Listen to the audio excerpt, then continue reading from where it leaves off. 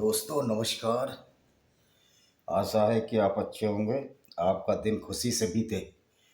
इसी के साथ इस वीडियो को शुभारंभ करते हैं। एक कोई लालू प्रसाद जी ने हमारे चैनल पर कमेंट किया था कि आवाज़ नहीं आ रही है, तो मैंने उसको कई बार चेक किया तो आवाज़ भी आ रही है और मेरी चेहरा भी साफ दिख रहा है। वैसे भी चेहरे का कोई ज़्यादा वैल्यू नहीं है, विचारों की वैल्यू होती है और विचारों को समझना चाहिए। तो आज हम जो एक 10 मिनट का जो वीडियो बना रहे हैं वो इस पर बना रहे हैं कि क्या भारत धर्मनिरपेक्ष राष्ट्र है और भारत के धर्मनिरपेक्षता में सबसे बड़ी बाधा क्या है और किस तरह ये धर्मनिरपेक्षता के नाम पर हिंदुओं का मानसिक दैहिक शोषण किया जा रहा है और किस तरह से ब्रेन वॉश किया जा रहा है उनका कि आपको सेकुलर रहना है।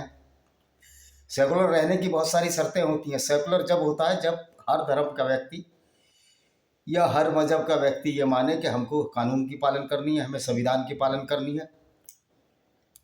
तो भारत के धर्मनिरपेक्षता में सबसे बड़ी बाधा कुरान है। कुरान की विचारधारा और कुरान के मानने लोगों की एक बहुत बड़ी संख्या होने के बावजूद ये विचारधारा और मजबूत हो जाती है, क्योंकि कुरान में सैकड़ों ऐसी आयतें हैं जो गैर मुस्लिमों को जीने का हक नहीं देती, जबकि हमारा संविधान में बहुत सारे आर्टिकल ऐसे हैं जो समानता के भाव की बात करते हैं, बिना किसी धर्म, बिना किसी मजहब, कास्ट, क्रीड के सबको जीने की स्वतंत्रता का अधिकार है। और यूनाइटेड नेशन ऑर्गेनाइजेशन का चार्टर, जो मैंने अपनी एक किताब है panorama of democracy in Indian contest by Vijay Kumar Pal, united nation organisation का चार्टर भी ये कहता है कि किसी भी व्यक्ति को पूरी दुनिया में कहीं भी व्यापार करने की स्वतंत्रता है, कहीं भी पॉलिटिकल एसाइलम या किसी तरह का एसाइलम शरण मांगने की है और उसको शरण देनी पड़ेगी जिसकी जान को खतरा है। तो मैं ये कहना चाहता हूँ कि जब यूनाइटेड नेशन ऑर्गेनाइजेशन के यूएन चार्टर भी यही कहता है और भारत का संविधान भी यही कहता है कि सबके साथ बिना किसी भेदभाव के सबको रहना है, तो भारतीय संविधान की अवमानना, सबसे बड़ी अवमानना तो ये कुरान करती है। तब उस कुरान के बारे में क्या कहिए जिसमें 174 बार गैर मुस्लिमों को कत्ल करने का लिखा है, उन पर लानत भेजी गई है, उनको गालियां बकी गई हैं, लिटरली उनको गंदा कहा गया है, पोटी जितना गंदा, नजस कहा गया है। और ये हमारा दुर्भाग्य है कि हम ऐसे सांसदों को चुनकर भेजते हैं जिनको कुरान का ज्ञान ही नहीं है। मुस्लिम सांसदों को तो कुरान का ज्ञान है, लेकिन वो शोर मचाकर ये बताने की कोशिश करते हैं कि जो बीजेपी है वो नफरत फैला रही है, जबकि 1400 साल पहले एक जो व्यक्ति हुआ जिसको ये पैगंबर मोहम्मद रसूलुल्लाह सल्लल्लाहु अलैहि वसल्लम कहते हैं, उसने हमारा डेथ वारंट 1400 साल पहले ही निकाल दिया। जब 610 में प्यारे नबी को नबूवत दाखिल हुई तो उन्होंने डेथ वारंट सबका निकाल दिया, क्यों? जो इस्लाम को नहीं मानते, जो मूर्ति पूजक हैं या जो इस्लाम में यकीन नहीं रखते और जो अल्लाह की जो रचना है, जो ये कहते हैं अल्लाह दुनिया को बनाने वाला है, तो ये अल्लाह तो दुनिया को बनाने वाला नहीं है, क्योंकि अल्लाह दुनिया बनाने वाला होता तो अल्लाह को पता लगना चाहिए था कि धरती साकिन नहीं,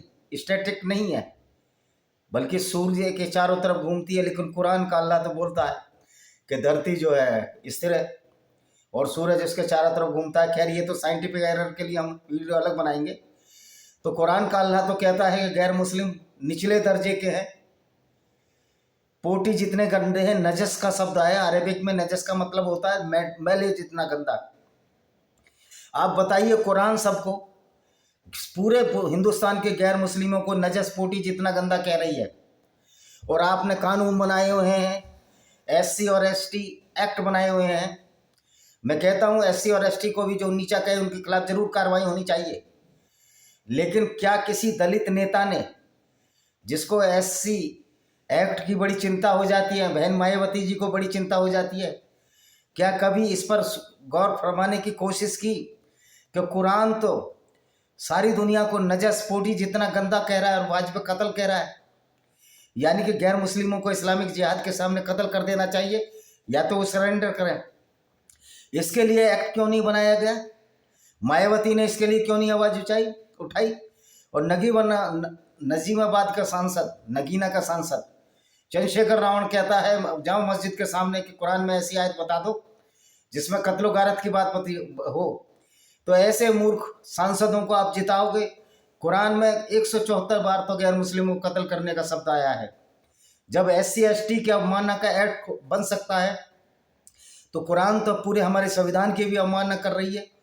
जहाँ संविधान हमको बराबरी का हक देता है, जहाँ संविधान बिना क्षेत्रीय भेदभाव, बिना लिंग्विस्टिक भाषाई भेदभाव के, बिना जाति और धर्म के भेदभाव के सबको समानता का अधिकार देता है, तो फिर ये कुरान हमको समानता का अधिकार क्यों नहीं देती?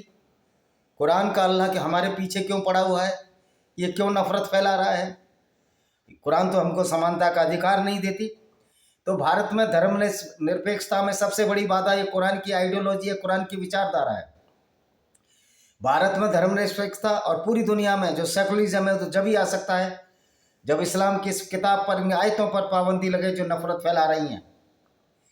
चंद्रशेखर रावण जी को मैं कहना चाहता हूँ कि आपको ब्राह्मणों को गाली देने में शर्म नहीं आती, राजपूतों को गाली देने में शर्म नहीं आती, जाटों को भी गाली देने में शर्म नहीं आती। ये अलग बात है कि जब अपना चुनाव जीतना हो तो सारे अपने भाई हो जाते हैं।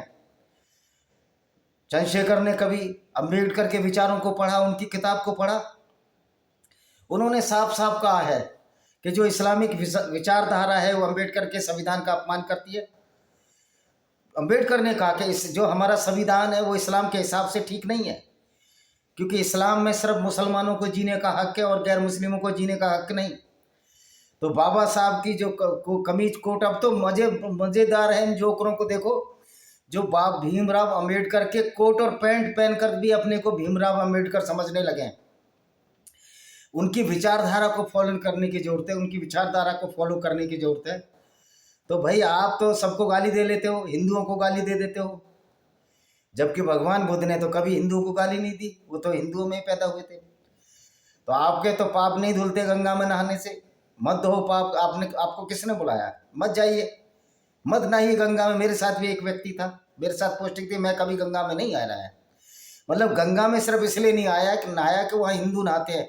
अरे वो पानी होता ना हिंदू होता, ना मुसलमान होता, ना ईसाई होता है।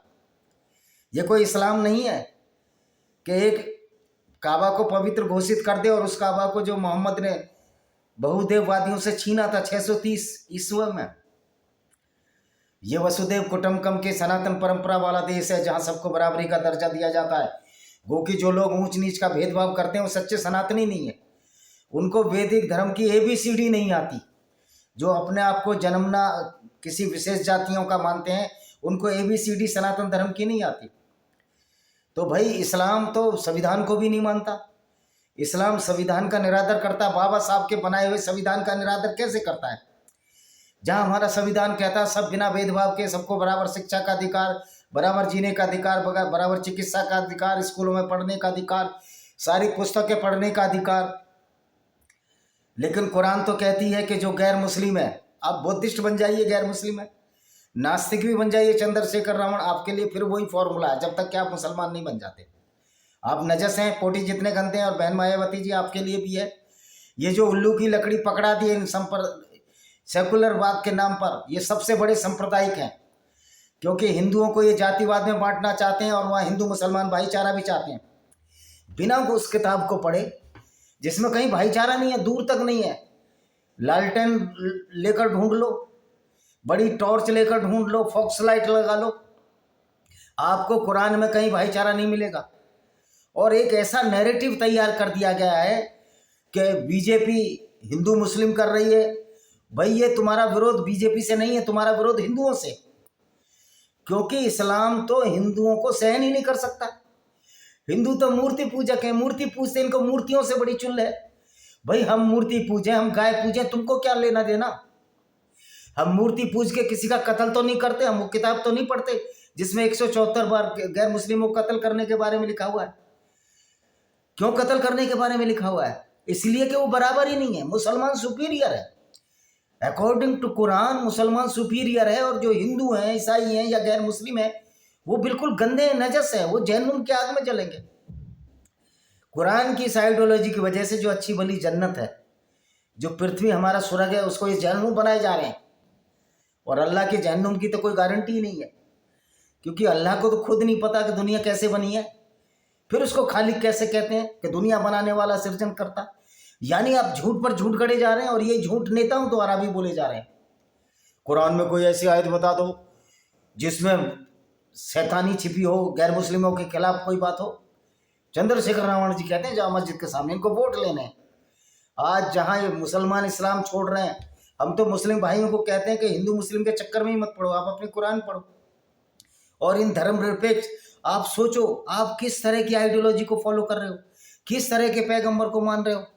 वो जो पैगंबर जिसका पूरी जिंदगी लोगों को इस बात पर कत्ल करते हुए बीत गया कि जो इस्लाम को नहीं मानता, जो मोहम्मद को नहीं मानता, कुरान और जिब्रील को नहीं मानता, उसका कत्ल कर दो, जिहाद असगर फैला दो पूरी दुनिया में। जिहाद के नाम पर जो फसाद फैला है, मैं तो आतंकवादियों से भी निवेदन करना चाहता हूं जो पाकिस्तान में, भाइयों तुम्हारा अल्लाह अगर दुनिया को बनाने वाला होता तो धरती को वो चादर की तरह बिछाई हुई नहीं बताता, चादर ऊपर से गाड़े हुए, पत्थर पहाड़ ऊपर से गाड़े हुए नहीं बताता कि पृथ्वी उड़ ना जाए। वो पृथ्वी किधर उड़ जाएगी, हम सारे ही तो हवा में लटके हुए हैं। आकाश गंगा है हमारी, मिल्की वे है जिसको कहकर मिल्की वे कहते हैं, जिसको धवल गंगा जो भी है, मिल्की वे है हमारी, क्योंकि दूध की तरह चमकती है। तो ये हमारी आकाश गंगा, ऐसी सैकड़ों हजारों आकाश गंगा हैं। तो कहाँ उड़ जाएगी पृथ्वी? पृथ्वी तो खुद बिग बैंग के फलस्वरूप सारे मैटेरियल ठोस अंदर हुए, और पृथ्वी एक बहुत बड़ा चुंबक है, ये हट ही नहीं सकती, ये फट ही नहीं सकती। अगर जाएगा भी तो ये पूरी पृथ्वी कैसे उड़ जाएगी? कोई कागज है? और आप बोलते हो, अल्लाह बोलता है कि पृथ्वी स्थिर है, सूरज उसके चारों तरफ चक्कर लगाता। तो भाई अल्लाह तुम्हारा खालिक नहीं है, तो जो दुनिया को बनाने वाला नहीं है, जिस अल्लाह को नहीं पता वो दुनिया को बनाने वाला कैसे हो सकता है? तो फिर कुरान के नाम पर, अल्लाह के नाम पर इतनी नफरत क्यों फैला रहे हो आप लोग? दुनिया जो जन्नत है इसको जहन्नुम में की आग में झोंक रहे हो। और हमारे मुस्लिम भाइयों को समझ आनी चाहिए, चाहे पाकिस्तान क्यों, कहीं क्यों। देखिए अल्लाह एक काल्पनिक चीज़ है, आपको बुरी लगे लगे। लोग कहते हैं कि आप ज्ञान भगा रहे हो, ज्ञान वही भगारेगा ना जिसमें ज्ञान होगा। कुरान को पढ़ने वाला कैसे ज्ञान भगारेगा? वो जो ज्ञान बताएगा उसमें उपहास और हंसी का पात्र बनेगा। जो ये बोलेगा धरती तो चादर की तरह है, ऊपर से आसमान पे वो खंबे डाले हैं जो दिखते किसी को नहीं, क्योंकि मोहम्मद साहब को भी नहीं भी दिखते थे। तो ये चंदा मामा की कहानियाँ जो कुरान में भरी हुई हैं, इनको सच मत मानो। 7 स्लीपर्स की एक कहानी है जो कुरान की सूरह अल काफ में है, वो कहानी ग्रीक में भी थी, वो फिर रोमन्स के पास आई कि 7 आदमी सोए थे गुफा में, 6 आदमी, एक उनका कुत्ता, इस तरह कुरान में वो कहानियाँ सारी चोरी कर ली हैं तुमने। कुरान में 40% चोरी का माल है, और साइंस ने सिद्ध कर दिया कुरान झूठ, और सामाजिक अध्ययन ने यह सिद्ध कर दिया जिन्होंने कुरान को पढ़ा है कि कुरान नफरत फैलाती है, कुरान गैर बराबरी का दर्जा, भेदभाव करती है। हमारा संविधान तो भेदभाव नहीं करता। तो मैं अम्बेडकरवादियों से, जो अम्बेडकर को भगवान समझते हैं, हम भी रेस्पेक्ट करते हैं अम्बेडकर से, हमारा क्या दुराव है? अम्बेडकर ने तो अपने विचार रखे इस्लाम पे कि इस्लाम हमारे संविधान की अवमानना करेगा, क्योंकि संविधान जब बाबा साहब का संविधान बनाया हुआ, जो ये कहते हैं ना बाबा साहब ने बनाया, हालांकि संविधान सभा बहुत बड़ी थी जिसके अध्यक्ष डॉक्टर राजेंद्र प्रसाद थे। चलो आप ऑन करते हो बाबा साहब को कि उन्होंने संविधान बनाया, मैं भी मानता हूँ, क्योंकि ड्राफ्टिंग कमेटी के हेड थे। लेकिन आप इस बात को क्यों ऑन नहीं करते कि अम्बेडकर साहब ने इस्लाम के बारे में जो विचार रखे थे कि सारे मुस्लिमों को भारत छोड़ देना चाहिए, क्योंकि उन्होंने इस्लाम कुरान को पढ़ा। हैदराबाद के मौलाना ने कहा आप इस्लाम कबूल कर लो, उन्होंने नहीं किया, क्योंकि पढ़े लिखे और समझदार व्यक्ति थे। उन्होंने कहा कि भाई इस्लाम में तो हमारे संविधान की वाट लगा देनी है, और कुरान की आयतें पढ़ लो, वो संविधान हमारे भारतीय संविधान की अवमानना करता है, और उसको मानने वाले भी हमारे संविधान की अवमानना कर रहे हैं, कुरान को मान रहे हैं। तो ये झूठा जो धर्म निरपेक्षता का जो लॉलीपॉप दिया गया है, हिंदुओं जागो, सारे गैर मुस्लिमों जागो, कुरान पढ़ो, हर व्यक्ति को कुरान पढ़नी चाहिए। कुछ कहते हैं कुरान में ऐसा नहीं लिखा, वो तुमने कुरान ही नहीं पढ़ी। मतलब इनका मूर्खता का लेवल देखिए कि इनको इतना विश्वास है, इतना इनका कॉन्फिडेंस लेवल हाई है, जिस तरह कबूतर का हाई होता है कि मैंने तो आंखें बंद कर रखी हैं, बिल्ली मुझे कैसे मार देगी, मैं तो बिल्ली को नहीं देख रहा, और वो तो तुमको देख रही है। और लोग कहते हैं कि नहीं भाई हमारा, आप इस्लामिक विचारधारा से हमारा विरोध है, हमारा कोई मुसलमान से विरोध नहीं है, लेकिन अज्ञानियों को यही नहीं पता कि जब हम इस्लाम की विचारधारा के बारे में बताते हैं तो सोचते हैं कि मुसलमानों का विरोध है। मुसलमानों को क्या विरोध है? हाँ, मुसलमान का विरोध उस समय होगा जब वो कुरान पर चलेगा, जब वो गैर मुस्लिमों को कत्ल करेगा, आतंकवादी बन जाएगा, तो उसको हमारी मिलिट्री और आर्मी मारेगी। और हम सबको भी ये सहयोग देना पड़ेगा। जो इस्लामिक टेररिज्म है, जिसको इस्लामिक जिहाद कहते हैं, उसके खिलाफ तो सबको लड़ना पड़ेगा। नहीं, एक दिन मानवता शर्मसार हो जाएगी। और ये सो कॉल्ड जो सेकुलर लीडर है, ये हिंदुओं को इसी तरह बेवकूफ़ बनाकर उनको जातियों में बांटकर अपना उल्लू सीधा करके उन लोगों के साथ गलबाहियाँ डालेंगे जिनका इस्लाम ये कहता है कि गैर मुस्लिम दुनिया में है, उनको सबको कत्ल कर दो अगर वो इस्लाम ना कबूल करें। थोड़े को बहुत समझना चाहिए। इसी के साथ मैं इस वीडियो को विराम देता हूँ। वंदे मातरम, जय हिंद, आपका दिन शुभ हो।